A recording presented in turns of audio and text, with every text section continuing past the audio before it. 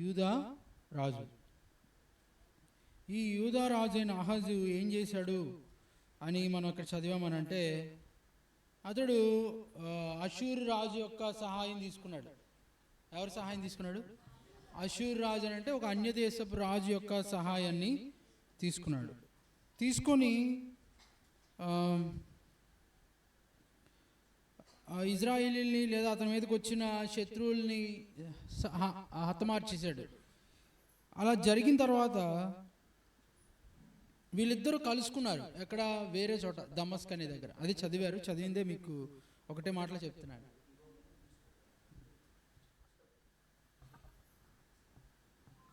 అయితే వీళ్ళిద్దరు ఎక్కడ? దమస్క్ అనే పట్టణానికి వచ్చారు. ఈ దమస్క్ అనే పట్టణం దగ్గర ఒక బలిపీఠాన్ని చూశాడు. ఆ బలిపీఠాన్ని చూసినప్పుడు అతనికి ఎంతో ఆశ పుట్టింది. అది అతనికి ఎంతో ఇష్టంగా అనిపించింది, ఆ దమస్క్ అనే పట్టణంలో ఉన్న బలిపీఠం. వెంటనే ఏం చేశాడనంటే, ఆ బలిపీఠాన్ని మనమైతే ఇప్పుడు ఏం చేస్తాం, ఫోటో తీసి వాట్సాప్లో పెడతాం కదా. అరే ఈ చీర బాగుంది, లేకపోతే ఈ ఇంటీరియర్ బాగుంది, లేకపోతే ఈ డిజైన్ బాగుంది.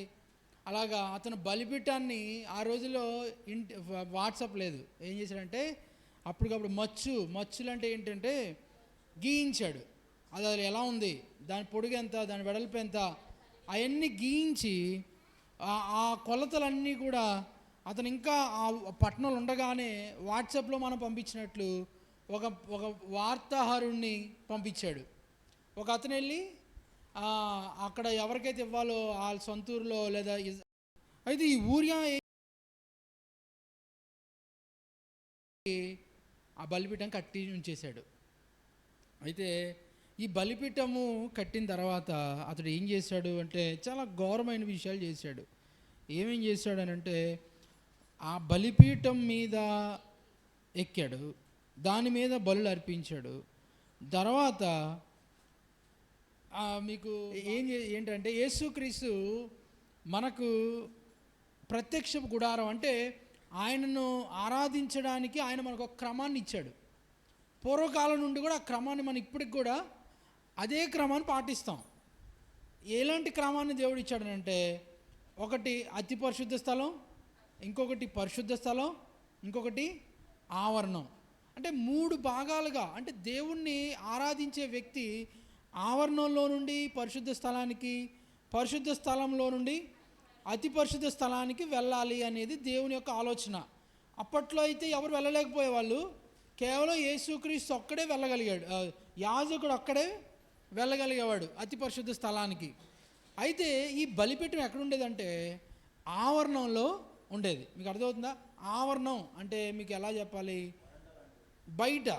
ఆవరణం అని అంటే గేట్. ఇప్పుడు చూసారా, ఈ ప్రహరీ లోపల ఈ తలుపులు బయట ఒక ప్లేస్ ఉంది, ఈ నీళ్ళు ఉన్న దగ్గర ఒక ప్లేస్ ఉంది. దాన్ని ఏమనొచ్చు అనంటే ఆవరణం అనొచ్చు.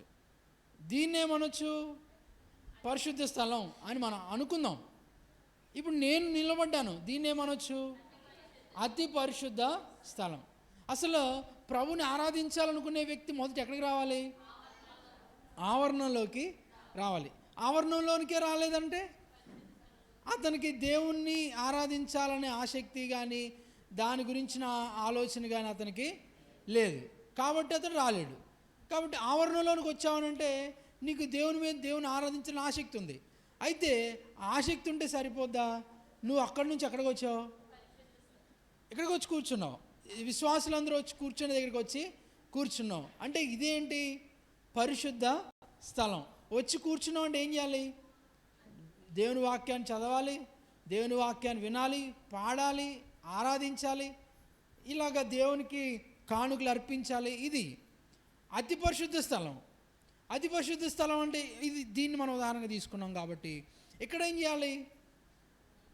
వాక్యం చెప్తున్నాం, లేకపోతే ఇక్కడ నుంచి ఆశీర్వాదాన్ని ప్రకటిస్తున్నాం, లేదా ఇక్కడ నుంచి బల్లను విరుస్తున్నాం.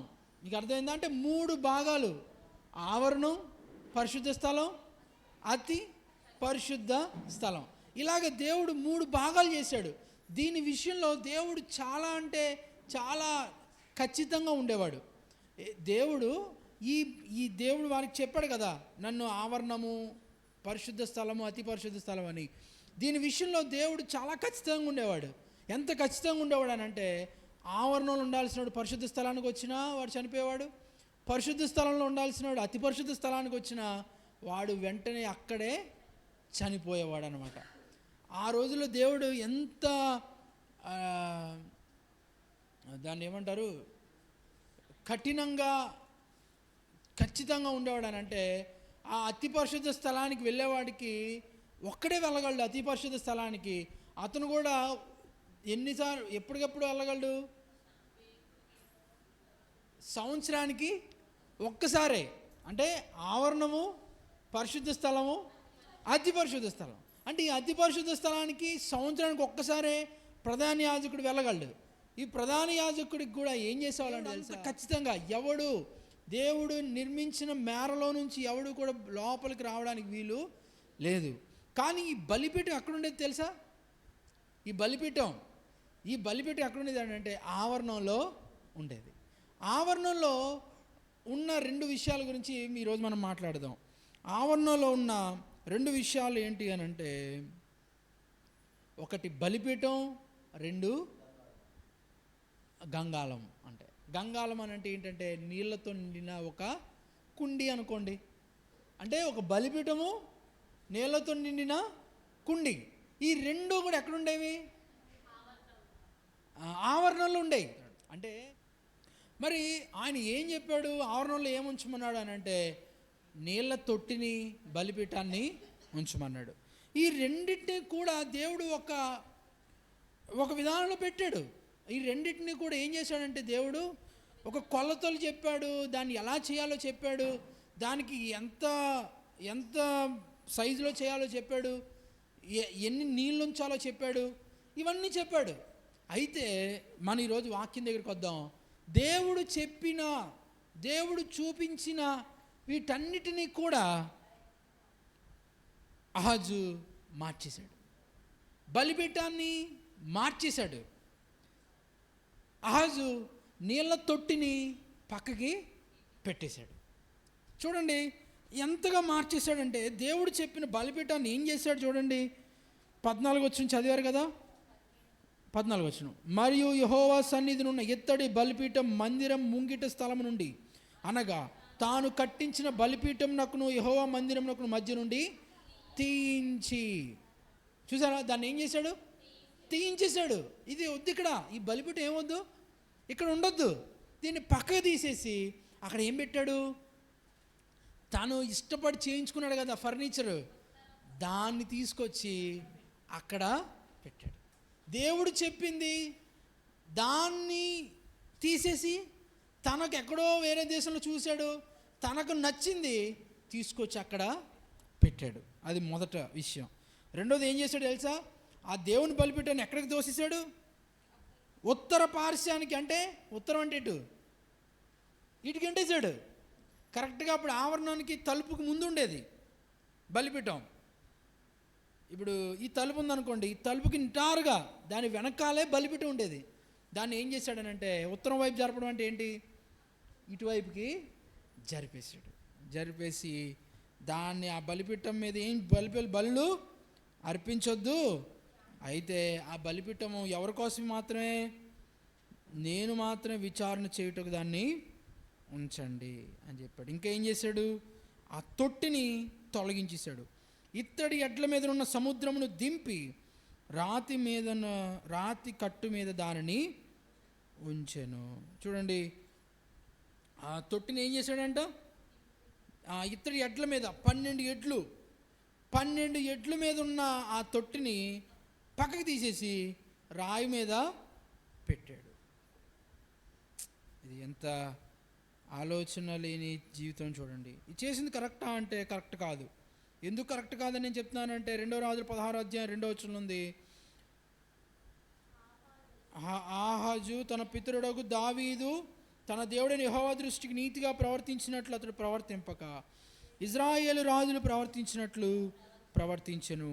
అతడు ఇజ్రాయేలీల ముందర నిలవకుండా యెహోవా వెళ్ళగొట్టిన జనులు చేసిన హేయమైన క్రియలు చేయించు తన కుమారుని అగ్నిగుండమును దాటించెను. ఇది దేవునికి నచ్చని పనులు అతడు చేశాడు.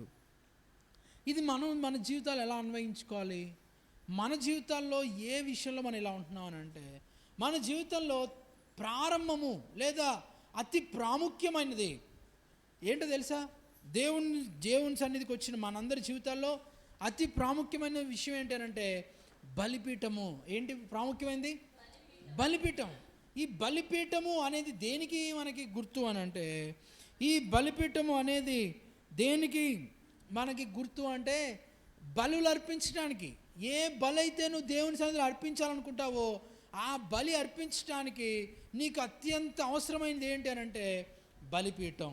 ఈ బలిపీఠం లేకపోతే నువ్వు ఏ బలి కూడా నువ్వు అర్పించలేవు. ఇప్పుడు బలిపీఠం అంటే ఏంటి?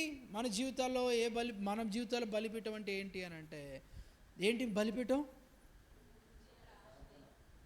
బలిపీఠం ఏంటి? మన హృదయమే ఒక బలిపీఠం. మన హృదయాన్ని ఒక బలిపీఠంగా తీసుకోవచ్చు. ఎన్నో ఆలోచనలు చెప్పవచ్చు. ప్రార్థన బలిపీఠంగా చెప్పవచ్చు, లేకపోతే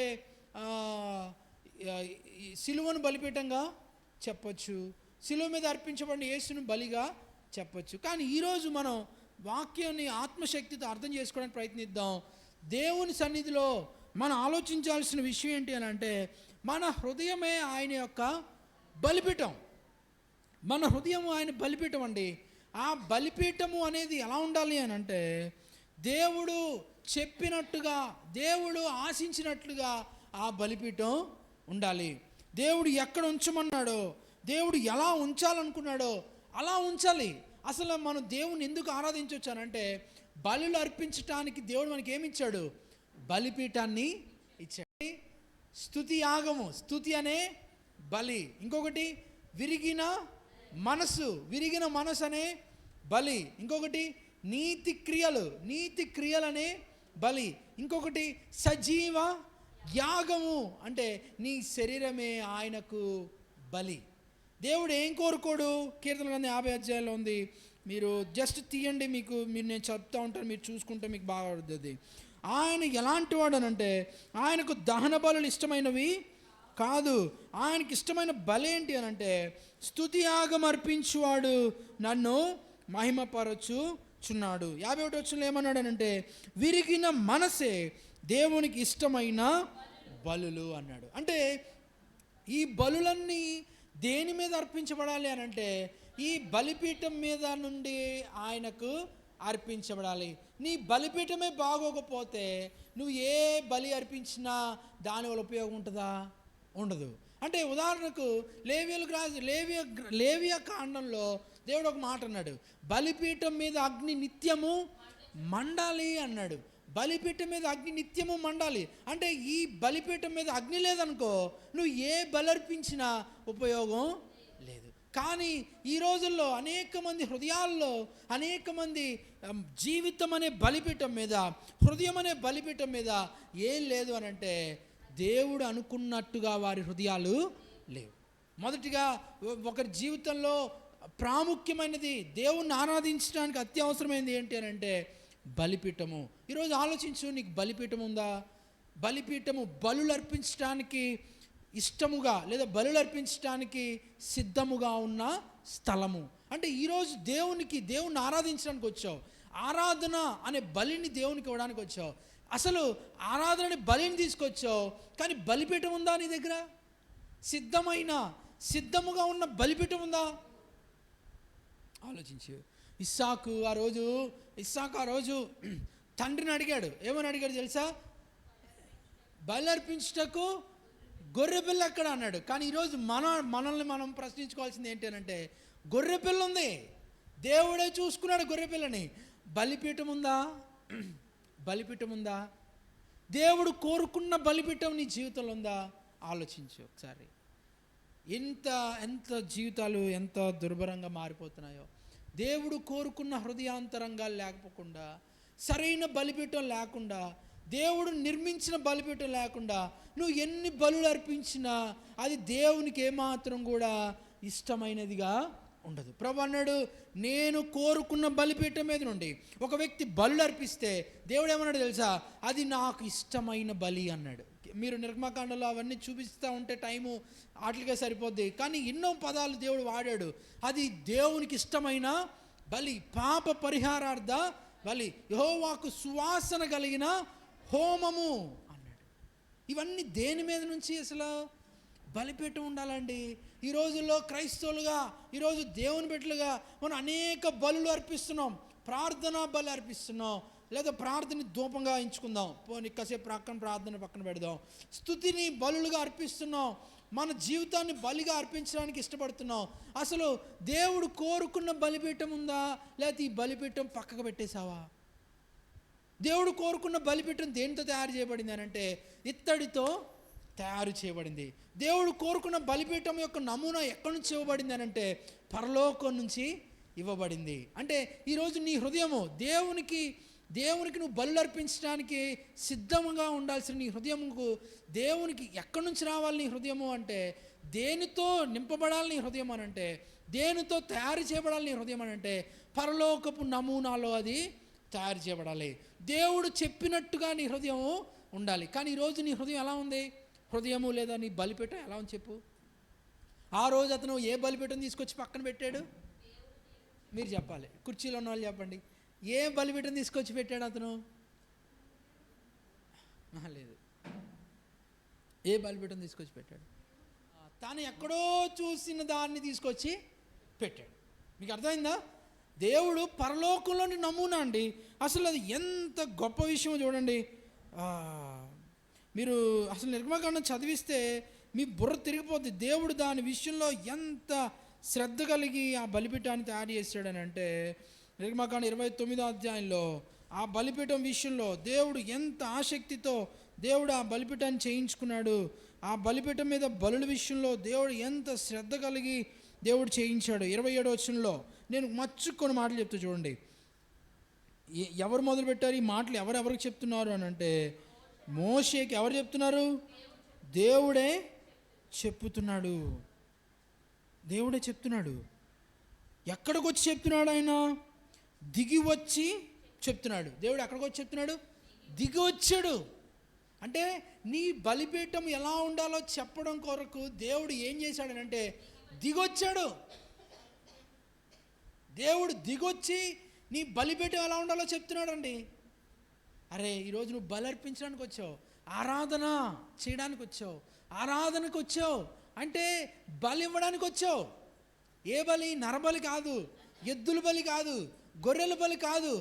దేవునికి ఇష్టమైన స్తుతి అనే బలి ఇవ్వడానికి వచ్చావు. దేవునికి ఇష్టమైన అర్పణలు అనే బలిని ఇవ్వడానికి వచ్చావు. దేవునికి ఇష్టమైన నీ జీవితానికి బలిగా ఇవ్వడానికి వచ్చావు. మంచిదే. నీ బలులన్నీ దేవుడు చెప్పిన బలులు తీసుకొచ్చావు. కానీ అసలు ఆయన చెప్పిన బలిపీఠము, దిగి వచ్చి చెప్పిన బలిపీఠము నీలో ఉందా అంటే నీ హృదయము ఆయన చెప్పిన విధానంలో ఉందా? లేకపోతే నువ్వు ఎక్కడో చూసింది తెచ్చుకొచ్చి పెట్టుకుంటున్నావా? ఈ రోజుల్లో చాలామంది ఎక్కడదో తీసుకొచ్చి పెట్టుకుంటున్నారు. దేవుడు చెప్పినట్టుగా వారి హృదయాలు ఉండట్లేదు. దేవుడు చెప్పిన విధానంలో ఆ బలిపీఠం ఉండట్లేదు. వాళ్ళు ఎక్కడెక్కడో చూసింది వాళ్ళు ఎలా చేస్తున్నారని ఇలా చేసుకున్నారు. అసలు అన్యుల ఊరిలో ఉన్న బలిపీఠంతో నీకు అవసరం ఏం చెప్పు? అవునా? అన్యుల ఊరది, దమస్కులో నుంచి తీసుకొచ్చాడు ఆ నమూనా. కానీ దేవుడు నీకు ఇచ్చిన బలిపీఠం ఏ నమూనా? పరలోకపు నమూనా. అంటే దేవుడు నీకు ఇచ్చిన హృదయము ఎలా ఉండాలనంటే దేవుడు దిగొచ్చి చెప్పినప్పుడు ఎలా చెప్పాడు అలా ఉండాలి. దిగొచ్చింది ఏంటి చెప్పండి? పరలోకం నుండి దిగొచ్చిన ఆహారం ఇదే. ఆయన శరీరధారి అయి కృపా సత్య సంపూర్ణుడిగా మన మధ్యకు ఆయన దిగి, అంటే వాక్యం ఎలా అయితే చెప్పిందో అలా నీ బలిపీఠం ఉండాలండి. అసలు బలిపీఠమే లేకపోతే బలికి అర్థము లేదు. అసలు దేవుడు చెప్పిన బలిపీఠము లాగా మన జీవితాలు లేకపోతే నువ్వు ఎన్ని బలులు అర్పించినా ఆ బలులన్నీ ఉత్తి వ్యర్థంగా పోతాయి. అవి దేవునికి ఇంపైన సువాసన కలిగిన హోమముగా అవి దేవునికి అర్పించబడవండి. ఆలోచించండి. దేవుడు నియమించిన నమూనాలో మనం ఉందాం. మన బలిపీఠము దేవుడు నియమించాడు. పరలోకం నుండి దిగవచ్చి మనకు ఒక నియమాన్ని ఇచ్చాడు. ప్రభువుని అడుగు, ప్రభువా నా జీవితాన్ని, నా హృదయం అనే బలిపీఠాన్ని నువ్వు కోరుకున్నట్టుగా ఉన్నానా, లేకపోతే ఆ రోజు అహాజు చేసినట్లు దమస్కులో ఏదో చూశాను అది తీసుకొచ్చి ఇక్కడ పెడుతున్నట్టుగా నేను ఉన్నానా? ఆలోచించు. ఈ రోజుల్లో క్రైస్తవులు అనబడిన వారు, విశ్వాసులు అనబడిన వారు చెడిపోయారు. దేవుడు కోరుకున్నాడు నీ జీవితాన్ని ఒక ప్రత్యేకమైన బలిపీఠంగా దేవుడు కోరుకుంటే ఎవరెవరినో అనుకరిస్తావు ఎందుకు? ఎవరెవరినో అనుకరిస్తావు. కొంతమంది ఎక్కడో ఉన్న సేవకులను అనుకరిస్తారు, కొంతమంది పక్కనున్న విశ్వాసులు అనుకరిస్తారు, కొంతమంది తమ ఎదుటిన్న తమ సేవకును అనుకరిస్తారు. అనుకరించొద్దు. దేవుడు నీకు ఒక ప్రత్యేకమైన రూపాన్ని ఇచ్చాడు. దేవుడు పరలోకంలో నుండి నిన్ను ఒక ప్రత్యేకమైన విధానంలో నిన్ను నిర్మించాడు. నీ చేతి వేలి ముద్రలు మరి ఎవరితోనూ సరిపోల్చలేనంతగా నిన్ను ప్రత్యేకంగా దేవుడు చేశాడు. అంత ప్రత్యేకమైన బలిపీఠంగా దేవుడు నిన్ను చేస్తే ఈరోజు నువ్వు చేసుకుంటున్న ఆ బలిపీఠాన్ని పక్కన పెట్టేసావు. దేవుడు నీ జీవితం ద్వారా చేయాలనుకుంటున్న నీ జీవితాన్ని నిర్మించిన విధానాన్ని, నీ పట్ల ఆయనకున్న ప్రణాళిక అంతటిని పక్కన పెట్టేసి ఆయన చెప్పాడు, వాళ్ళు చెప్పారు. ఇంకా కొంతమంది అహాజులాగా ఏం చేస్తున్నారంటే దమస్కులో నుండి బలిపీఠపు నమూనాని తెచ్చుకుంటున్నారు. దమస్కు బలిపీఠపు నమూనా అంటే అర్థం ఏంటి అంటే అన్యజనుల బలిపీఠపు నమూనా. అంటే అన్యజనులు అలా ఆరాధిస్తున్నారో అలాగా ఆరాధిస్తున్నావు. ఉపయోగం ఉందా? వాళ్ళు ఏ టయానికి వస్తారో నువ్వు అలాంటి టయానికి వస్తావు. వాళ్ళ దేవుణ్ణి ఎలా ఆరాధిస్తారో నువ్వు అలాగ నీ దేవుణ్ణి ఆరాధిస్తావు. వాళ్ళకి నీకు కేవలం దేవుడు రూపం మారుతుంది అంతే, కానీ ప్రతిదీ కూడా డిట్టో అలాగే ఉంటుంది. వాళ్ళు కష్టాలు వస్తే దేవుడికి దండం పెడతారు, నువ్వు కష్టాలు వస్తే దేవుడికి దండం పెడతావు. వాళ్ళు పర్టికులర్ కొన్ని సమయాల్లోనే తప్పులు చేయకుండా పరిశుద్ధంగా ఉండడానికి ప్రయత్నిస్తారు, నువ్వు కూడా అలాగే ఉంటున్నావు. కానీ నీ బలిపీఠానికి దేవుడిచ్చిన ప్రత్యేకత ఏంటి తెలుసా? నీ బలిపీఠం మీద అగ్ని నిత్యము మండే బలిపీఠం ఇది.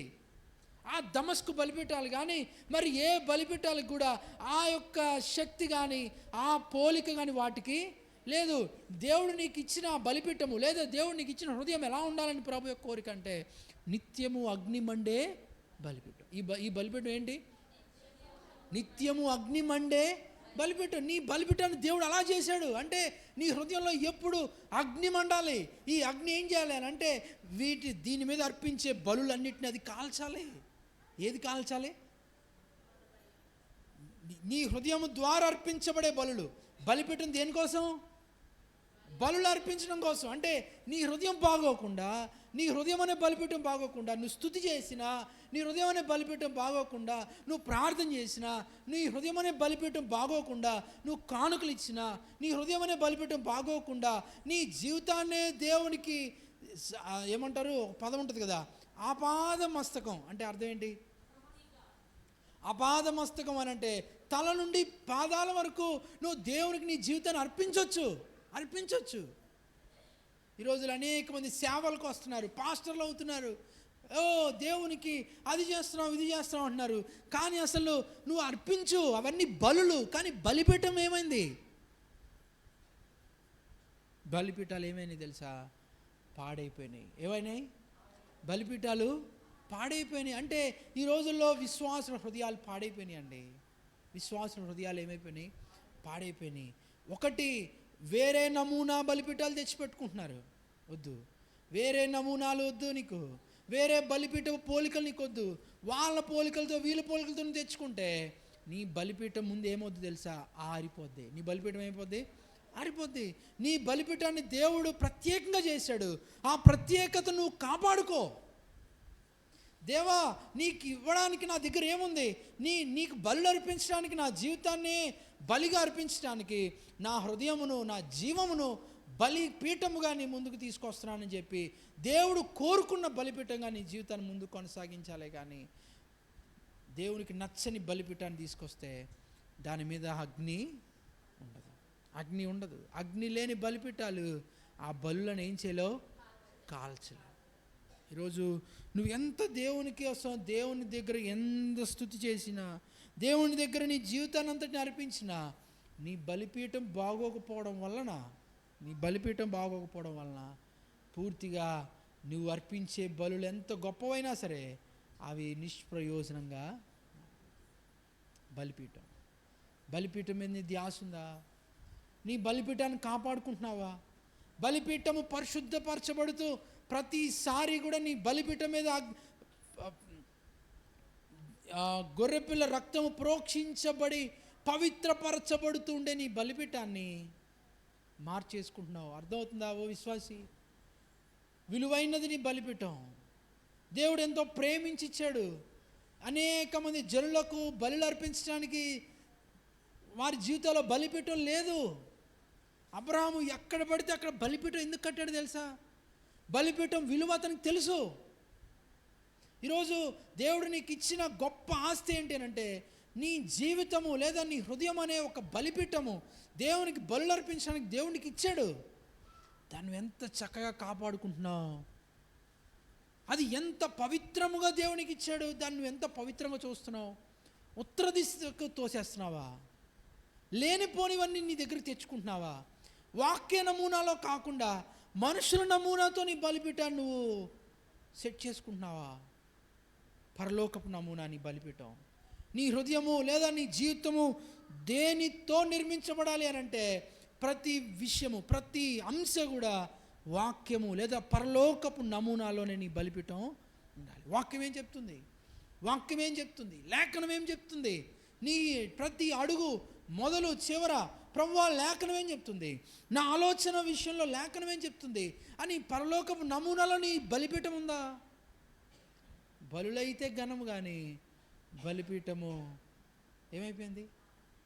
ఆరిపోయింది, పాడైపోయింది, మారిపోయింది. ఇంకా చెప్పాలంటే బలిపీఠం మారిపోయింది. దయచేసి మారిపోద్ది నీ బలిపీఠం. ఎంతో సుందరమైన బలిపీఠాన్ని దేవుని కోసం చేశాడు. బలిపీఠము ఎన్నో విషయాలు చెప్పవచ్చు. తుమ్మకర్రతో చేయబడింది, ఎత్తడి పూత పూయబడింది. ఆహా, అది దాని చుట్టూ దేవుడు రేకుల్ని పొదిగి దానికి ఈ విధమైన రేకును చేసి దాంట్లో నువ్వు ఎప్పుడు అగ్ని మండుతూ ఉండేటట్టుగా బలిపీఠాన్ని చేయమని దేవుడు చెప్పి దాన్ని ఎంతో విలువైనదిగా చేస్తే ఆ బలిపీఠమే పాడైపోతే నీ బలిపీఠం మీద బలులు దేవునికి ఇష్టమైనవిగా ఉండవు. ఆలోచించు. బలిపీఠం ఎక్కడుంది అని అంటే ఆవరణంలో ఉంది. అంటే అర్థం ఏంటి అని అంటే దేవుడు నీ జీవితంలో నీ హృదయాన్ని మొదటగా దేవుడు చూసేది ఏంటి అని అంటే నీ హృదయం అనే బలిపీఠాన్ని దేవుడు చూస్తాడు. అతి పరిశుద్ధ స్థలంలో మందస్థాన్ని కాదు దేవుడు చూసేది. లేకపోతే పరిశుద్ధ స్థలంలో ఏమున్నాయని చెప్పాను? దీపస్తంభం ఉంది, సన్నిధి రొట్టెల బల్ల ఉంది, ఇంకా ధూపార్తి పీఠము ఉంది. ఇవి కాదు దేవుడు ముందు చూసేది నీ జీవితంలో. మొట్టమొదటి ఏం చూస్తారండి? ఈ లైట్లు ఎవరైనా చూస్తారా? ఈ మైక్ సెట్ ఎవరైనా చూస్తారా? ముందు ఆవరణం చూస్తారు. అంటే బలిపీఠాన్ని దేవుడు ఎక్కడ తీసుకొచ్చి పెట్టాడు? ఆవరణలో పెట్టాడు. అంటే నీ జీవితంలో కూడా దేవుడు ప్రాముఖ్యంగా చూసేది ఏంటో తెలుసా? ఏంటి? నీ బలిపీఠం. నీ బలిపీఠం బాగోకపోతే ఏమండి, బయట ఆవరణ చండాలం ఉందనుకోండి, ఎవరో లోపలికి వస్తారా? గేటు బయట నుంచి ఉంటారు కదా, అవునా కదా? గేటు బయట నుంచి ఉంటారు. ముందు నీ ఆవరణం బాగుండాలి. నీ ఆవరణం అంతా శుభ్రపరచుకోవాలి, నువ్వు కడిగి దాన్ని సెట్ చేసుకోవాలి. నీ ఆవరణం బాగోకపోతే లోపలికి ఎవరు వస్తారు? మరి నీ ఆవరణంలో దేవుడు బలిపీఠాన్ని ఎందుకు ఉంచాడంటే నీ హృదయము, బలులు అర్పించే నీ హృదయం అనే నీ బలిపీఠము బాగుండాలి, చక్కగా ఉండాలి. నీ హృదయము దేనితో పవిత్రపరచబడుతుందో తెలుసా? హృదయము అని అంటున్నాను, బలిపీఠం అని అంటున్నాను, రెండు ఒకటే. మీకు అర్థమవుతుందా? బలిపీఠం అనే పదము చాలా, అది ఎంత లోతైన పదం అని అంటే నీ జీవితము, నీ హృదయం బలిపీఠంగా అవ్వడం అని అంటే నీ కళ్ళు ఆశ్చర్యంతో, సంతోషంతో, ఎగ్జైట్మెంట్తో తేలిపోతాయండి. ప్రభువా, నీకు బలి అర్పించడానికి నా హృదయం బలిపీఠమా? అవును కదా, మన హృదయాలు దేవుడు బలిపీఠంగా చేశాడు. ఈ బలిపీఠం మీద నుంచి నువ్వు ఏ బలి అర్పించినా దేవుడు ఏం చేస్తున్నాడు? పూర్తి చేయండి, అంగీకరిస్తున్నాడు అండి. అంటే నీ హృదయం ద్వారా అసలు నువ్వు ఎవరండి చెప్పు? నీ బలిపీఠం మీద నుంచి నువ్వు బలి అర్పిస్తే ఆ దేవాది దేవుడు, ఆ ఆకాశ మహాకాశాలు పట్టజాలని దేవుడు నువ్వు అర్పించే ఆ స్తుతి బలుల వైపు, నువ్వు అర్పించే ఆ కానుకల వైపు నువ్వు అర్పించే నీ జీవితం వైపు ఆ దేవాది దేవుడు, ఆ అఖండ నాథుడు నీ బలు అంగీకరిస్తున్నాడు అని అంటే ఆ గొప్పతనం దేనికి ఇచ్చాడు? బలిపీఠానికి ఇచ్చాడు. నీ బలిపీఠము కాకుండా వేరొక బలిపీఠము దేవుని దగ్గరికి వస్తే, దేవుడు కోరుకున్న నీ హృదయం కాకుండా, దేవుడు కోరుకున్న విధానంలో నీ హృదయం అనే బలిపీఠం లేకుండా మరి ఏ బలిపీఠం నువ్వు దగ్గర తీసుకొచ్చి పెట్టినా ఆ సర్వలోకనాథునికి నువ్వు బలిని అర్పించినా ప్రయోజనం లేదు.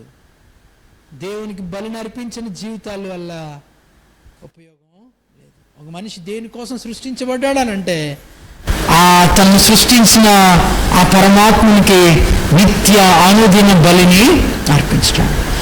ఆ రోజు యేసుక్రీస్తు కూడా ఆ రోజు మోషే ఇజ్రాయెల్కి ఆ బలిపీఠాన్ని అప్పచెప్పినప్పుడు ఏమని చెప్పాడంటే, బలిపీఠం మీద అనుదిన బలులు జరగాలి, అనుదినము బలి జరుగుతూనే ఉండాలి. అంటే నీ హృదయం మీద, నీ హృదయం అనే బలిపీఠం మీద అనుదినము బలులు జరుగుతూనే ఉండాలి. ఏం జరుగుతున్నాయి చెప్పు ఒకసారి.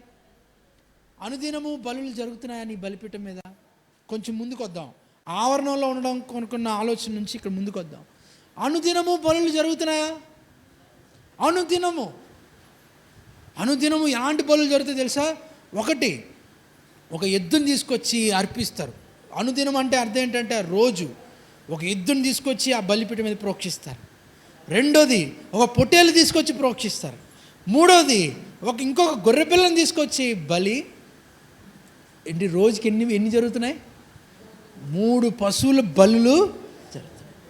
మరి నీ జీవితంలో నీ బలిపీఠం మీద రోజు ఎన్ని బలులు జరుగుతున్నాయి చెప్పు. అసలు పండగ రోజుల్లో అయితే మరీ చెప్పలేం. చదవరు మీరు. చాలామంది అంటే నేను కూడా చేసేవాడిని చిన్నప్పుడు. కరెక్ట్గా ఆదికాండం అంతా ఆసక్తిగా ఉండేది నాకు.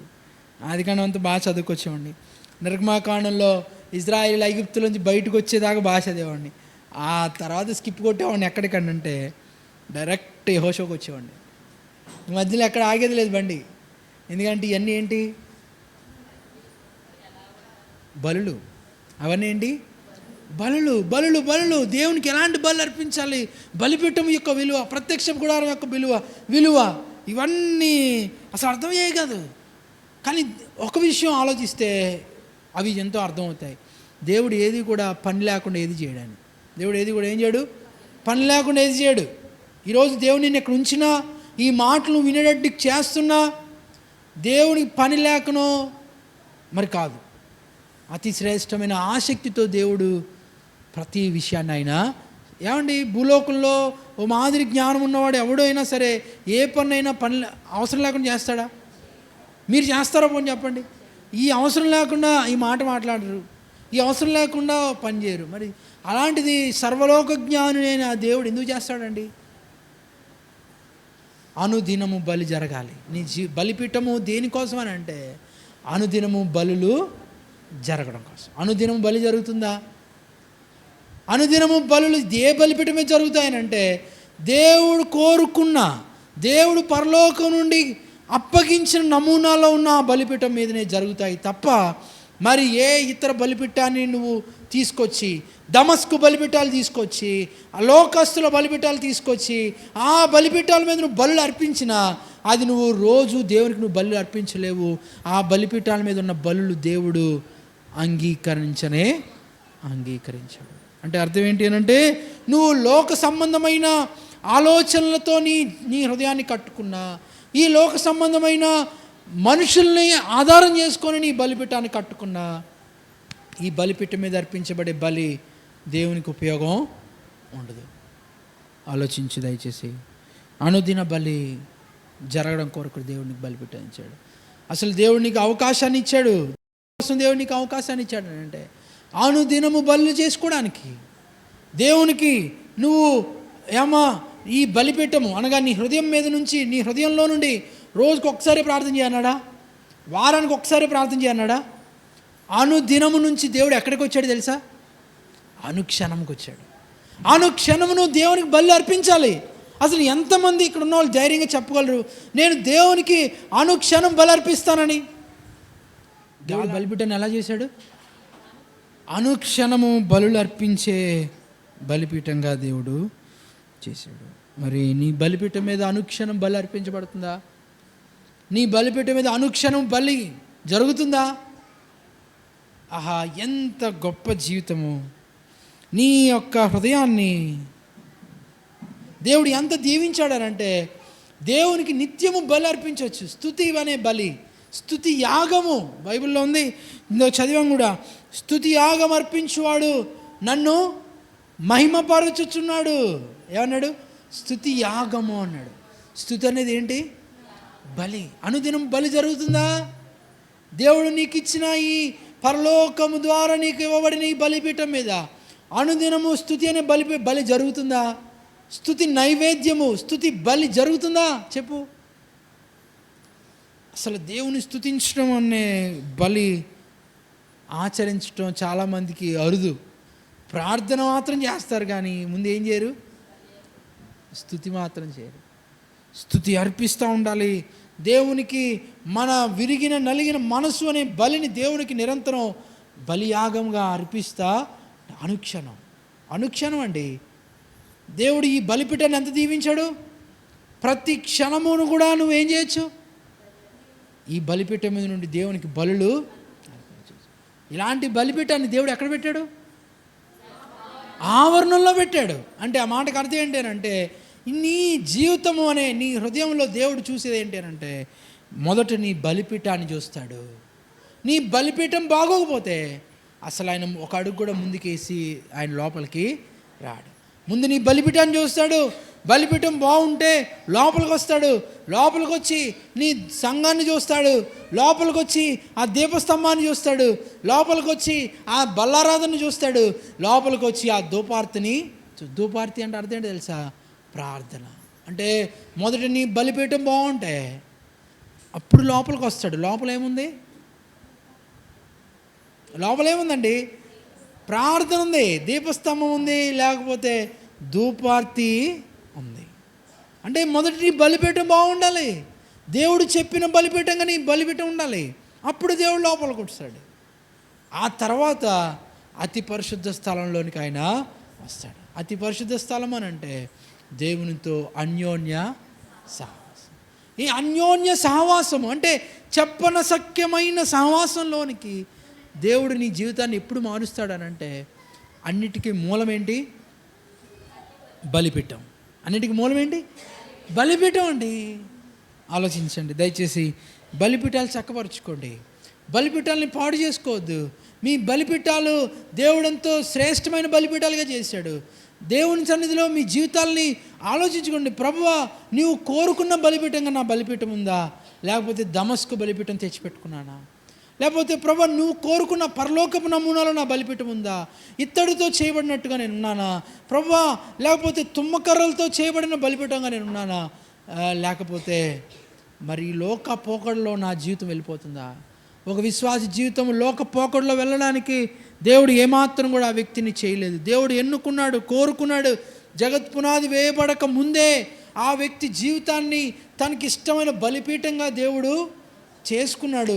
అలాంటి బలిపీఠాలు ఈరోజు ఏమైపోతున్నాయి తెలుసా? బలిపీఠాలు పాడైపోతున్నాయి. బలిపీఠాలు మారిపోతున్నాయి. అయ్యో, బలిపీఠాలు మారిపోతున్నాయండి. దేవుడు కోరుకున్న బలిపీఠం ఒకటైతే, రక్షించబడిన తొలినాళ్ళలో దేవుడు నీకు ఇచ్చిన బలిపీఠము నమూనా ఒకటైతే, ఈరోజు నీ జీవితము లేదా నీ హృదయం అనే బలిపీఠం ఎలా అయిపోయింది అని అంటే దమస్కు రూపంలోకి వచ్చేసి. దమస్కులో నుంచి ఎక్కడో ఆహాజు దమస్కులో ఏదో చూశాడనంట. దమస్కులో ఏదో చూసి అక్కడ నుంచి ఫోటో తీసి పంపించాడు. ఒక మనిషికి ఇచ్చి పంపించాడు. అతను వచ్చేసరికి ఆ బలిపీఠం తయారు చేసి పెట్టాడు. ఎంత ఘోరమో! దేవుడు అనుగ్రహించిన బలిపీఠంగా నీ జీవితాన్ని మార్చుకో. ఇప్పటికి పోయిందేం లేదు.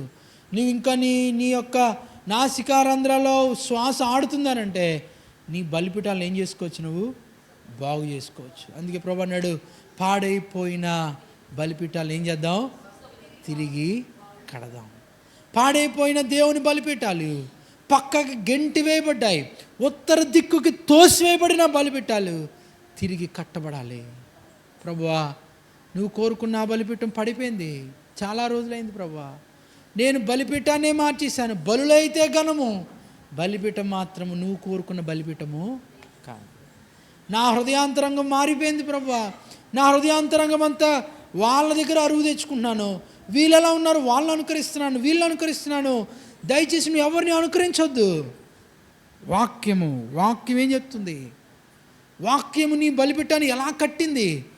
సర్వశ్రేష్టమైన విధానంలో దేవుడు నీ బలిపీఠాన్ని ఎలా కట్టాడు, అలా నీ బలిపీఠం నుంచి ఆ బలిపీఠం మీద బలి అర్పిస్తే అది దేవునికి ఇష్టమైన బలి. ఈ బలిపీఠం బాగుంటే ఈ బలిపీఠం నుంచి నువ్వు ఏ బలి అర్పించినా అది దేవునికి ఎంతో సువాసన కలిగిన హోమముగా మారుతుంది. ఈ బలిపీఠం బాగోకపోతే ఈ బలిపీఠం మీద నుంచి నువ్వు ఏం అర్పించినా, రూపాయి బిల్లను దీని మీద చేసినా అది దేనికి పనికి రానే రా. ఎందుకంటే ఈ బలిపీఠం దేనితో చేయబడింది? పరలోకపు నమూనాతో చేయబడింది. ఈ బలిపీఠంకు ఉన్న గొప్ప లక్షణం ఏంటి అంటే నిత్యము అగ్ని మండే బలిపీఠం. ఈ బలిపీఠానికి ఉన్న గొప్ప లక్షణం ఏంటంటే అనుదినము బలి చేయగలిగిన శక్తి కలిగిన బలిపీఠము. ఒకప్పుడేమో దేవుడు ఆ బలిపీఠమును ఎలా చేశాడు, ఏ కొలతల్లో చేశాడు ఆ బలిపీఠాన్ని అంటే 5 మూరల పొడుగు, 5 మూరల వెడల్పుతో. ఎలా చేశాడు? 5 మూరల పొడుగు ఎంత? 5 మూరల వెడల్పు, 5 మూరల పొడుగు, 5 మూరల వెడల్పుతో చేశాడు. అయితే మొదటి దినవృత్తాంతంలోకి రండి. మొదటి దినవృత్తాంతాల గ్రంథం 4వ అధ్యాయానికి రండి.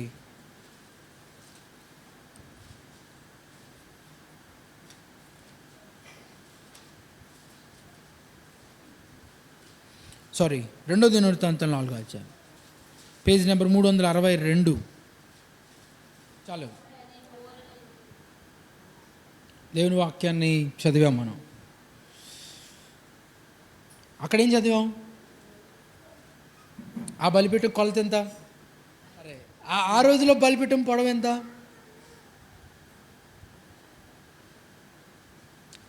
చదివాం, మళ్ళీ చదువుతారా? వద్దులే, నేను చెప్తా చూడండి. 5 మూరల పొడవు, 5 మూరల వెడల్పు. మూర అంటే ఎంత?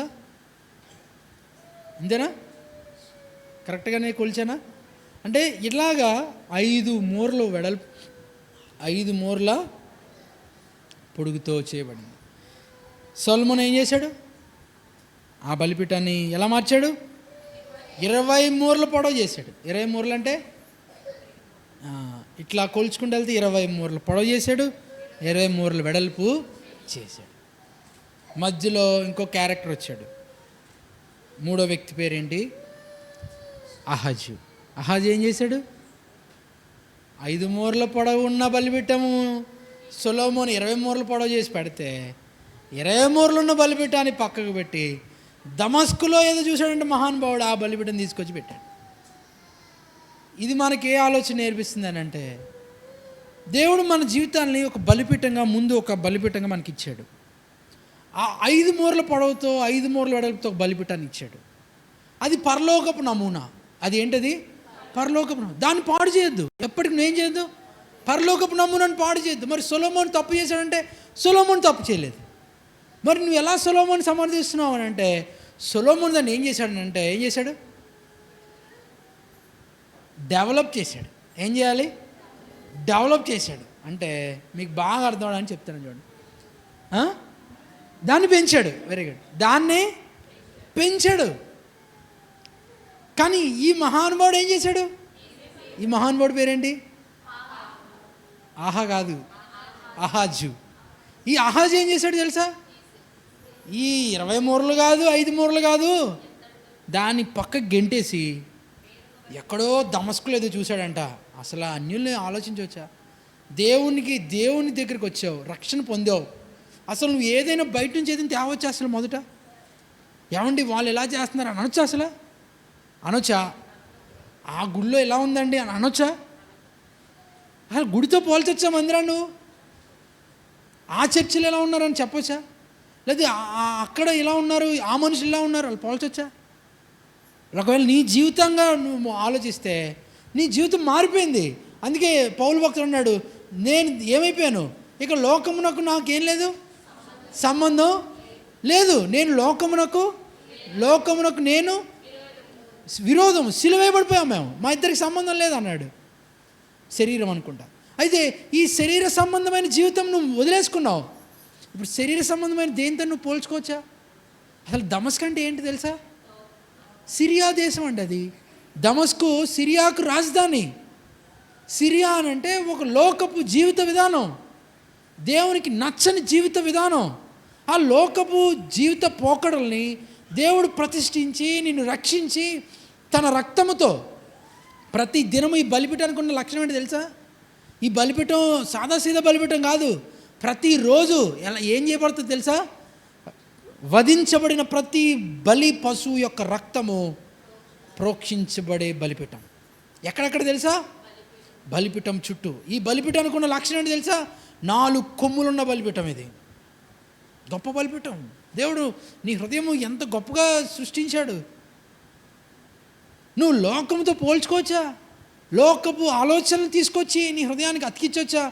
ఆ హృదయాన్ని లోకముతో నువ్వు మార్చి మళ్ళీ దీని మీద నుంచి దేవునికి బలి అర్పించవచ్చా?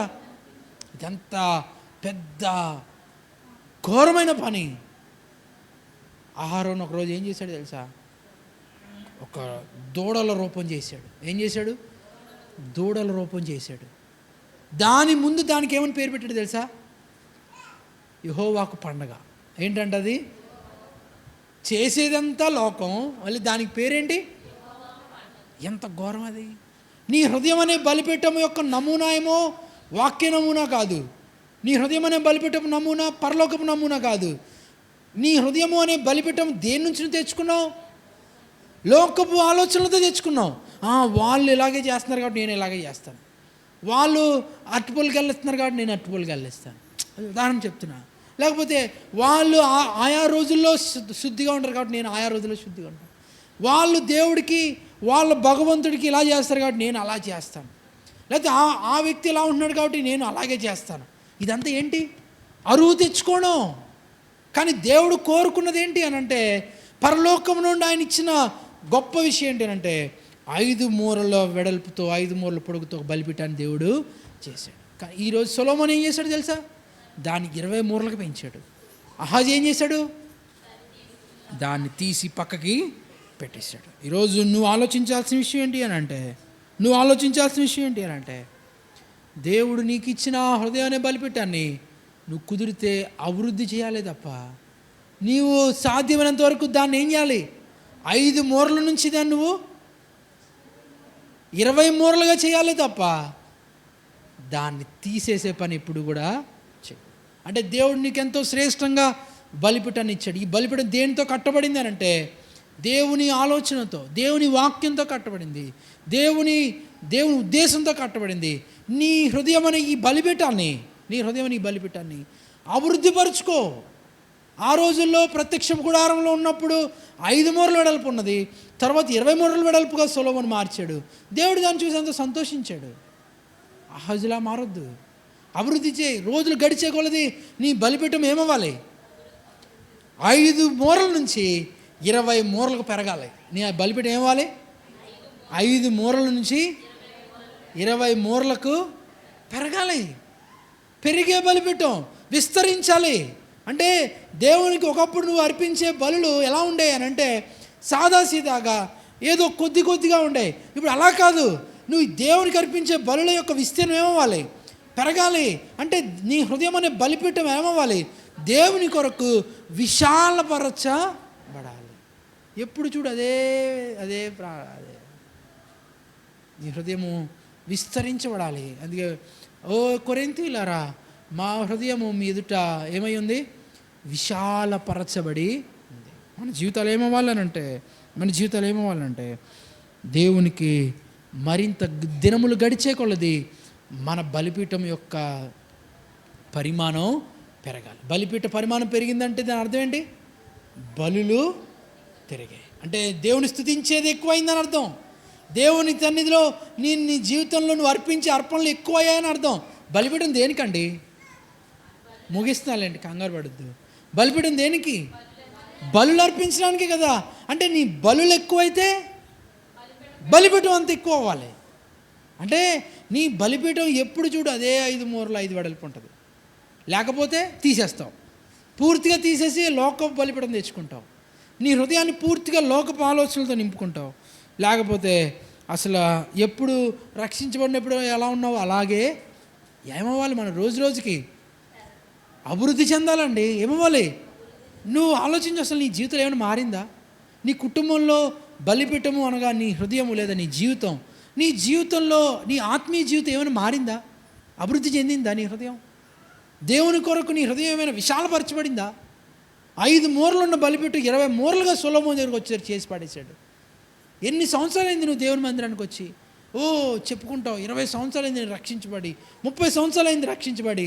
మరి నీ బలిపీఠం సైజ్ ఎంత? 5 మూరలు కాదు. నువ్వు మారాలి. దినములు గడిచే కొలది ప్రభు అన్నాడు, దినములు సంవత్సరములు గడుచుండగా దేవా నీ కార్యం ఏమవ్వాలి? నూతనపరచబడాలి. నూతనపరచబడుతున్నావా నీ జీవితాన్ని?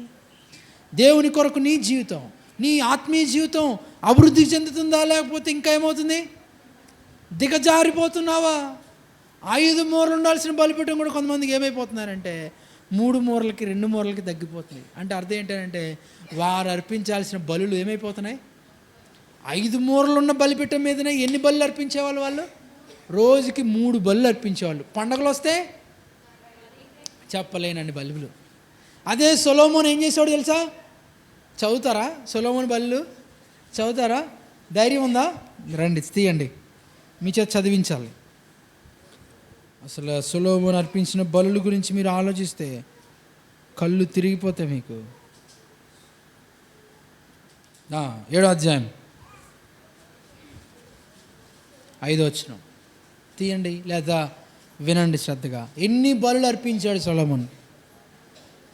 4వ వచనం చదువుతున్నాను. రాజును జనులందరూ యెహోవా ఎదుట బలులు అర్పించిరి. ఏంటి చదువుతున్నా లిస్ట్ చదువు గుర్తుపెట్టుకోవాలి. రాజైన సొలొమోను 22,000 పశువులు. ఎంత? 22,000 పశువులు, 1,20,000 గొర్రెలు బలులుగా అర్పించి. ఎన్నంట? 22,000 పశువులు, 1,20,000 గొర్రెలు. అయ్యో బాబోయ్, 1,20,000 గొర్రెలంట, 22,000 పశువుల్ని బలిగా అర్పించాడంటండి. అంటే ఒక వ్యక్తికి దేవుని మీద ఆసక్తి పుడితే, ఒక వ్యక్తికి దేవుని మీద ప్రేమ పుడితే ఏమవుతుందో తెలుసా? అతడు బలులు అర్పించే పరిమాణం పెరుగుతుంది తప్ప ఏమవుదు? తగ్గదు. అంటే నీకు దేవుని మీద ఆసక్తి పెరిగే కొద్దీ నీ ప్రార్థనా సమయం ఏమవుద్ది? నువ్వు స్తుతించే సమయం ఏమవుద్ది? నువ్వు ఆరాధించే సమయం ఏమవుద్ది? నువ్వు అర్పించే కానుకలు ఏమవుతాయి? పెరుగుతాయా తరుగుతాయా? చెప్పలేనంతగా పెరుగుతాయి. ఉందానికి అనుభవం? ఆత్మీయతలో దినదినం అభివృద్ధి పరచబడుతున్నావా? లేకపోతే దినదినము చల్లారిపోతున్నావా? నీ బలిపీఠము అతి శ్రేష్టమైన జీవితం. బలిపీఠం అంటే అతి శ్రేష్టమైన ఆత్మీయమైన హృదయము. ఈ హృదయం అనే బలిపీఠము విస్తరించబడాలి, అభివృద్ధి చేయబడాలి. సంవత్సరములు గడిచే కొలది 2025 సంవత్సరానికి వచ్చావనంటే నీ యొక్క హృదయ పరిమాణం, నీ ఆత్మీయ జీవితం, నీ కుటుంబ బలిపీఠం పెరగాలి. ఎంతగా పెరగాలని అంటే ఒకప్పుడు వాక్యం నేర్చుకునే నువ్వు ఇప్పుడు ఆత్మతో నింపబడాలి. ఆత్మతో నింపబడిన నువ్వు అనేకుల కొరకు నీ జీవితాన్ని సజీవ యాగంగా దేవుని కొరకు నువ్వు అర్పించాలి. దినములు గడిచే కొలది, ఈ భూమి మీద నీ వయసు పెరిగే కొలది, రక్షణ దినము నుండి ఈ రోజుకి పోల్చుకుంటే ఊహించలేనంత దూరం రావాలి. వచ్చావా? చెప్పు, ఆలోచించు. రక్షించబడిన రోజు నుంచి ఈ రోజు వరకు నీలో జరిగిన మార్పు ఏంటో తెలుసా? నీ జుట్టు తెల్లబడింది అంతే, అంతకు మించి కొత్తగా జరిగింది. అప్పటికన్నా ఇంకా నీ యొక్క బలిపీఠం మీద బలుల సంఖ్య తగ్గింది. ఒకప్పుడు మానక ప్రతి ఆరాధనకు వచ్చేవాడివి, ఒకప్పుడు మానక ప్రతి కుడికి వచ్చేవాడివి, ఒకప్పుడు మానక ప్రతిరోజు ఉదయం నుంచి సాయంత్రం వరకు మానక ప్రార్థనా బలులు, స్తుతి యాగం అర్పించేవాడివి. ఒకప్పుడు మానక దశంభాగాలు దేవునికి తెచ్చేవాడివి. ఒకప్పుడు మానక ప్రతి దాంట్లో దేవునికి ప్రతిష్ఠిత వస్తువులను తెచ్చేవాడివి. ఈరోజు ఏమయ్యావనంటే అవన్నీ పిడికలు ఏం చేస్తున్నావు? బిగిచ్చేస్తున్నావు. దేవునికి ఇవ్వాల్సిన బలులన్నిటినీ నీ జేబులో నింపుతున్నావు. నీ అవసరాలు చెప్పుకుంటున్నావు. నువ్వు ఎంతైంది రక్షించబడానంటే 10 సంవత్సరాలు, 15 సంవత్సరాలు, 20, 30 ఉపయోగం లేని బలిపీఠాలు. ఏమవుతాయి తెలుసా? ఉపయోగం లేకుండానే ఆగిపోయిన బలిపీఠాలుగా మారిపోతాయి. అభివృద్ధి చెందని బలిపీఠాలుగా మారిపోతాయి. దయచేసి ఆలోచించు. బలులో, దేవునికి నువ్వు అర్పించే బలుల్లో అభివృద్ధి చెందు, స్తుతిలో అభివృద్ధి చెందు, ప్రార్థనా సమయంలో అభివృద్ధి చెందు. ఒకప్పుడు గంట ప్రార్థించేవాడేమో, ఒకప్పుడు 10 నిమిషాలు ప్రార్థించేవాడేమో. మారు, రక్షించబడ్డావు. ఇప్పుడు నీ జీవితం, నీ బలిపీఠపు పరిమాణాన్ని పెంచు. ఎంతగా బలిపీఠపు పరిమాణాన్ని పెంచుతావనంటే 22,000 పశువులు, 1,20,000 గొర్రెలు. ఆ స్థాయిలోకి ఎప్పుడు వస్తావు అంటే గొర్రెలు తీసుకురావద్దు, అంటే పశువులు బలిగా చేయొద్దు. అంటే నీ జీవితంలో వాటికి ఉదాహరణగా ఉన్న నీ జీవితంలో స్తుతి, వాటికి ఉదాహరణగా ఉన్న నీ జీవితంలో దేవునికి అర్పణలు, వాటికి ఉదాహరణగా ఉన్న నీ జీవితంలో ఆపాదమస్తకమైన నీ శరీరాన్ని 22,000 పశువులు, 1,20,000 గొర్రెలతో సమానమైన బలులు అర్పించు దేవునికి. అలాంటి బలిపీఠంగా మారు. ఎంతగా అంటుంటారు, మా ఇంట్లో ఒక మాట అంటారు, ఎంత తింటావు ఈ పీతి కడుపుకి, ఎంత తింటావు, ఎంత ఇష్టానుసారంగా ఈ లోకపు ధనార్జన కొరకు, ఈ లోకపు సుఖభోగాల కొరకు దేవుని ప్రార్థిస్తావు. బలులర్పించు. నిజమైన విశ్వాసి, బలులర్పించు. ఊహకు మించిన బలులు అర్పించు. అర్పిస్తున్నావా? నీ బలుల సంఖ్య పెరిగిందా, తగ్గిందా? నువ్వే ఆలోచించుకో. నీకెవరు చెప్పక్కర్లేదు. నీకెవరో వచ్చి నువ్వు ప్రశ్నిస్తే నువ్వు అభ్యంతరపడతావు. ఆలోచించుకో. ప్రభువా, ఒకప్పుడు నా బలులేంటి? రక్షించబడిన తొలి దినాల్లో నా బలి ఏంటి? 3 పూట్ల ప్రార్థన చేసేవాడిని ప్రభువా. ఇప్పుడు నా బలి ఏంటి? ఇప్పటికి కూడా నేను 3 పూట్లే ప్రార్థన చేస్తున్నాను. లేదు, మార్చబడు. 5 మూరల నుండి 20 మూరలకు మారు నీ జీవితం. ఎక్కడి నుంచి ఎక్కడికి మారాలి? 5 మూరల నుండి 20 మూరలకు మారాలి. అంతగా మనం మారాలి. ప్రతి ఆలోచనలో దేవుడు ఉండాలి. దేవుడికి నేను ఏం అర్పించగలను అనే తృష్ణ నీలో ఉండాలి. పని చేస్తున్నప్పుడు నీ సమయంలో దేవునికి నా సమయాన్ని ఎంత బలిగా అర్పించగలను? నీ సంపాదనలో దేవునికి నా సంపాదనలు ఎంత బలిగా అర్పించగలను? నీ పిల్లల్లో దేవునికి నా పిల్లల్ని ఎంతమందిని బలిగా అర్పించగలను అంటే వేసేయడం కాదు. దేవుని కొరకు నా పిల్లల్ని ఎంతమందిని దేవుని కొరకు ఇవ్వగలను? నీ జీవితాన్ని పోల్చుకుంటే నా జీవితాన్ని దేవునికి ఎంతగా నేను ఇవ్వగలను? ఇస్తున్నావా దేవునికి నీ జీవితాన్ని? ఎన్ని సంవత్సరాల నుంచి వింటున్నావు చెప్పు దేవుని వాక్యాన్ని? ఎన్ని సంవత్సరాల నుంచి ఇక్కడే కూర్చున్నావు? మారవా ఇంకా నువ్వు దేవుని కొరకు ఒక పరిపూర్ణమైన విశ్వాసిగా, దేవుడు కోరుకున్న శిష్యుడిగా మారవా? ఆ రోజు ఆయన సంఘాన్ని స్థాపించింది కూర్చొని సంవత్సరాలు తరబడి గాది కింద, ఏదంటారు ఏంటి దాని అర్థం? గాది కింద ఆలోచన. అలాగా ఎన్ని సంవత్సరాల నుంచి వస్తున్నావు నువ్వు ఈ చర్చికి? 20 సంవత్సరాలు, 30 సంవత్సరాలు. ఇంకెప్పుడు నీ బలిపీఠం పెరుగుతుంది? ఇంకెప్పుడు నీ జీవితము దేవునికి అర్పణగా మారుతుంది?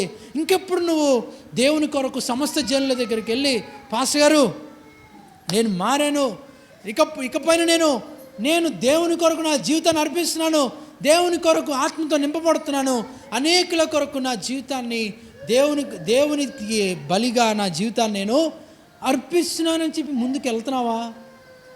ఎప్పుడు చూడు ఇక్కడే కూర్చుంటావు. బోర్ కొట్టట్లేదా? ఇక్కడ కూర్చోడానికి దేవుడిని ఇక్కడ పెట్టింది. నేర్చుకో అంతే, వెళ్ళిపోవాలి. 5 సంవత్సరాలకి ఇక్కడ నుంచి వెళ్ళిపోవాలి. అంటే పక్కనే స్థలం తీసుకుని మందిరం పెట్టమని కదా నా ఉద్దేశం. ఆత్మతో నింపబడి దేవుని కొరకు ఒక అమూల్యమైన బలిగా నువ్వు మారాలి. ఒకవేళ నువ్వు ఇక్కడే ఉన్నా సరే, ఇక్కడ నుండి ఇక్కడ నేర్చుకొని బయటికి వెళ్ళి అనేకులు రక్షించాలి. సేవకుడిగా మారాలి, శిష్యుడిగా మారాలి. యేసుక్రీస్తు యొక్క పరిచర్య యొక్క ముఖ్య ఉద్దేశం ఏంటి తెలుసా? శిష్యులను తయారు చేయడమే, విశ్వాసం తయారు చేయడం కాదు. ఎవరిని తయారు చేయడం? శిష్యులుగా తయారు చేయడమే. శిష్యులు అంటే అర్థం ఏంటంటే అనేకుల కొరకు తమ జీవితాల్ని ధారపోసేవాళ్ళు, అపోస్తలులుగా మార్చబడ్డావు. ఇంకెప్పుడు మారుతావు? అయిపోయింది, ఇంకా నువ్వు మారలేవు, నీ జీవితం అయిపోయింది. ఇంకా కాటికి కాలు చాపే వయసుకు వచ్చావు, ఇంకైనా మారుతావా? దేవునికి ఇంకా అవకాశం ఇస్తున్నాడు. ప్రభువా, నీ కొరకు నా బలుల సంఖ్య పెరగాలి. నువ్వు కోరుకున్న బలులు, నేను నా సొంత బలి నేను అర్పించను. అందుకే దేవుడు కోరుకున్న, అందుకే ఒక మాట ఉంటుంది, వేరొక బలిపీఠం అనే దాంట్లో మరొక ఆలోచన ఏంటంటే వేరొక అగ్ని. దేవుడు కోరుకున్న అగ్ని మనలో వద్దు. వేరొక బలిపీఠం మీద ఏముంటుంది? దేవుడు కోరుకోని అగ్ని ఉంటుంది. ఆ రోజు దేవుడు, వాళ్ళ పేర్లు గుర్తున్నాయా? అహరోను కుమారుల్లో ఇద్దరు ఏం చేశారు తెలుసా? దేవుడు కోరుకోని అగ్ని తెచ్చారంట. వాళ్ళు ఏం తెచ్చారు? దేవుడు కోరుకుని అగ్ని తెచ్చారు. ఆ దేవుడు కోరుకుని అగ్ని తేవడం ద్వారా ఏమైంది తెలుసా? అక్కడికక్కడే దేవుడు వారిని హతమార్చాడు. అంటే ఈరోజు దేవుడు కోరుకున్న అగ్నిలో ఉండాలి. అంటే దేవుడు కోరుకున్న బలిపీఠం నీ జీవితంలో ఉండాలి. దేవుడు కోరుకోని అగ్ని అంటే ఏంటి తెలుసా? అగ్ని అంటే అర్థం ఏంటంటే నీలో ఉజ్జీవం, నీలో దేవుని కొరకైన ఆసక్తి.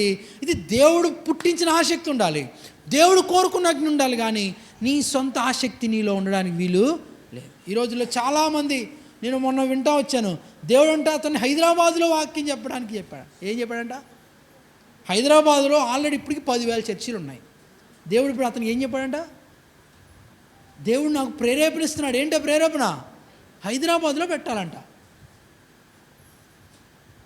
అంటే దాని అర్థం ఏంటి? ఇది వేరే అగ్ని. దేవుడు కోరుకున్న అగ్ని అలా పనిచేయదు. దేవుడు కోరుకున్న అగ్ని ఏం చేస్తుంది? దున్నని బీడు భూములకు వెళ్ళు. ఆల్రెడీ మందిరాలు ఉన్న దగ్గర, ఆల్రెడీ సేవకులు సేవ చేస్తున్న దగ్గరికి వెళ్ళి, అక్కడికి వెళ్ళి వాళ్ళని లాగి వీళ్ళని లాగి, ఇది నీ ఆలోచన, ఇది నీ అగ్ని. అంటే నీ హృదయం అనే బలిపీఠం దేవుడు కోరుకున్న బలిపీఠం అయితే దీని మీద వెలిగే అగ్ని కూడా ఏ అగ్ని అయి ఉంటుంది? దేవుడు వెలిగించిన అగ్ని. కానీ నీ బలిపీఠం ఆహాజు మార్చినట్లు నీ బలిపీఠం మారిందనుకో, దీని మీద వెలిగించబడే అగ్ని కూడా ఏమవుద్ది? వేరొక అగ్ని. ఈ వేరొక అగ్ని ఏంటి? నీ సొంత ఆలోచన. దేవుని పని నీ సొంత ఆలోచన చేయొద్దు. నీ సొంత అగ్నితో నువ్వు దేవుని పని చేయొద్దు. జాగ్రత్త. నేను నిన్ను ప్రేరేపిస్తున్నాను కదా అని చెప్పి నీ సొంత ఆలోచనలతో దేవుడు కోరుకొని అగ్ని నీ జీవితంలో ఉండొద్దు. మొదటి నీ బలిపీఠం సెట్ చేసుకో. అప్పుడు ఆ దేవుడు కోరుకున్న అగ్ని నీలో నుండి బయలుదేరుతుంది. దేవునికి ఇష్టమైన బలులు నీ జీవితంలో గొప్పగా నీ జీవితం ద్వారా దేవునికి అందించబడతాయి. వేరొక అగ్ని దయచేసి రానివద్దు. వేరొక అగ్ని అర్థం ఏంటి అని అంటే నీ సొంత ఆలోచనలతో నువ్వు మందిరాలు కట్టొద్దు. నీ సొంత ఆలోచనలతో నువ్వు దేవుని సేవ చేయొద్దు. నీ సొంత ఆలోచనలతో దేవుని పరిచర్య చేయొద్దు. దేవుడు చెప్తేనే చేయి. ఏదైనా సరే పూచిక పుల్ల తీసి ఆ పక్కన పెట్టాలన్నా వేరొక అగ్ని దేవునికి నచ్చదు. వేరొక బలిపీఠము దేవునికి నచ్చదు. వేరొక బలిపీఠముతో, ఆ వేరొక బలిపీఠం మీద ఉన్న వేరొక అగ్నితో దేవుని పని చేయొద్దు. ప్రభువా, వాక్యం ద్వారా నాతో మాట్లాడు, నేను ఏం చేయాలి, నీ పని చేయడానికి నాకు అవకాశం ఇవ్వని చెప్పి దేవుణ్ణి ప్రాధేయపడు. దేవుడు అనుగ్రహిస్తాడు. నీ సొంత అగ్నితో, నీకేదో అనిపించిందంట. ఈ రోజుల్లో చాలామంది సేవకు వస్తున్నారు. ఈరోజు చాలామంది దేవునికి కానుకలు ఇస్తున్నారు. ఎందుకంటే అనిపించిందంట. వాడికి ఏంటంట? అనిపించిందంట. ఏంటి అనిపించడం? అనిపించడానికా దేవుడు నిన్ను రక్షించింది? నీకు అనిపించి దేవునికి ఇస్తావా? నీకు అనిపించి దేవుని సేవ చేస్తావా? బలిపీఠం నువ్వు అనుకున్నది కాదు, దేవుడు కోరుకున్నది. నీకు అనిపించితే నువ్వు చేయడం కాదు, దేవుడు కోరుకున్నది ఏదో నువ్వు చేయాలి. దేవుడు కోరుకున్న బలిపీఠం నీ హృదయం. దేవుడు నిర్మించుకున్నాడు, తన సొంత చేతులతో నిర్మించుకున్న బలిపీఠం. పరలోకం నుండి దిగొచ్చాడు ఆయన. సినాయి కొండ మీదకి దిగొచ్చి చెప్పాడు ఈ బలిపీఠం ఎలా కట్టాలో. నీ జీవితము, సహోదరుడా సహోదరి, నీ జీవితం ఏదో పాస్టర్లు కట్టలేదు, నువ్వు కట్టుకోలేదు, దేవుడు దిగొచ్చి కట్టాడు. వాక్యంతో కట్టాడు. జగత్ పునాది వేయబడక ముందే నీ బలిపీఠాన్ని కట్టాడు. ఇంత గొప్ప అద్భుతమైన శక్తివంతమైన బలిపీఠం. ఈ బలిపీఠం మీద చేసే ప్రతి ప్రార్థన ఎక్కడికి వెళ్తుందో తెలుసా? సరాసరి పరలోకానికి. అంటే నీ హృదయానికి ఉన్న వాల్యూ ఏంటి తెలుసా? దేవుడు కట్టిన రక్షింపబడిన నీ జీవితం అనే నీ హృదయమైన బలిపీఠానికి కూడా గొప్పదేంటి తెలుసా? ఈ బలిపీఠం మీద నువ్వు ఏదైనా అర్పించో అది ఎక్కడికి వెళ్తుంది? పరలోకంలో ఉన్న దేవుని సన్నిధికి. ఇంకేదైనా వెళ్తుందా? ఈ భూలోకంలో ఏ అగ్ని ఏదైనా తగలబెట్టు, ఎంత పెద్ద అగ్ని ఎక్కడి వరకు వెళ్తుంది? ఎక్కడి దాకా వెళ్తుంది? మేఘాల దాకా వెళ్తుంది. మేఘమే అక్కడ కూర్చుంటుంది. కానీ ఈ బలిపీఠం మీద అగ్ని, ఈ బలిపీఠము దేవుడు కట్టిన ఈ బలిపీఠం, దేవుడు కట్టిన నీ ఆత్మీయ జీవితం, రక్షింపడిన నీ హృదయమును దీని మీద బలర్పించు, దీని మీద బలర్పించు. ఈ బలి ఎక్కడికి వెళ్తుంది తెలుసా? ఎక్కడికి వెళ్తుంది? ఆకాశ మహాకాశములను దాటి పరలోకములో సింహాసనం మీద ఆసీనుడై ఉన్న ఆయన నాసికారంధ్రాల దగ్గరకు వెళ్తుంది ఈ బలిపీఠపు శక్తి. ఆహా, నీ యొక్క హృదయానికి దేవుడిచ్చిన, నీ బలిపీఠం అనబడి నీ హృదయానికి దేవుడిచ్చిన శక్తి ఎలాంటిదో ఆలోచించు. ఏమర్పిస్తున్నావు? నీ చిల్లర అర్పిస్తున్నావు? ఏం చేస్తున్నావు నీ బలిపీఠంతో? అగ్ని మండాలి నీ బలిపీఠం మీద, విస్తరించబడాలి నీ బలిపీఠం. అనేకులు నీ దగ్గరకు వచ్చి ప్రార్థన చేయించుకోవాలి. నువ్వు ప్రార్థన చేస్తే పాతాళలోక ద్వారాలు కదలాలి, దయ్యపు శక్తులు వణకాలి, భూమి మీద జరగని అనేక కార్యాలు నీ ప్రార్థన ద్వారా జరగాలి. నువ్వు ప్రార్థిస్తే, నువ్వు చేయబెట్టుకొని ప్రార్థన చేసుకుంటే నీకున్న ప్రతి జబ్బు తగ్గాలి. నువ్వు ప్రార్థిస్తే నీ పరిస్థితి మారాలి. నువ్వు దేవుని స్తుతిస్తే నీ స్థితి మారిపోవాలి. ఎక్కడ అంటే నేను అనేది భౌతికమైనది అని కాదు, దేవుడు కోరుకున్న, దేవుని చిత్తంలో ఉన్న ప్రతిదీ నీ జీవితంలో జరగాలి. ఎందుకు జరగట్లే? ఎందుకు జరగట్లేదు అని అంటే దానికి ఒకటే కారణం, నీ బలిపీఠం పాడైపోయింది, నీ హృదయం పాడైపోయింది. నీకు అర్థం కావట్లే. బలులైతే ఘనమైపోతున్నాయి, బలిపీఠం పాడైపోయింది. బలిపీఠాన్ని మార్చుకో దయచేసి, బలిపీఠాన్ని సరిచేసుకో, దేవుడు కోరుకున్న బలిపీఠంగా మార్చు. దినములు గడిచే కొలది నీ బలిపీఠాన్ని బలపరచు, అభివృద్ధిపరచు, బలుల సంఖ్య పెంచు. ఎప్పటికీ నేను ఇక్కడే ఈ మందిరంలోనే రక్షించబడ్డానండి, ఈ మందిరంలోనే నాకు అంతిమయాత్ర జరగాలి, ఈ పిచ్చి ఆలోచనలు వదిలేసుకో. పరిగెత్తు, సమస్త దేశాలకి, సమస్త రాష్ట్రాలకి పరిగెత్తు, దేవుని కోసం ప్రయత్నించు, బలిపీఠంగా మారు. దేవుడు కోరుకున్న బలిపీఠం. మోకరిద్దాం. నీ బలిపీఠానికి దేవుడు ఇచ్చిన శక్తిని ఒకసారి ఆలోచిద్దాం. నీ బలిపీఠానికి దేవుడు ఎంత శక్తిని ఇచ్చాడు?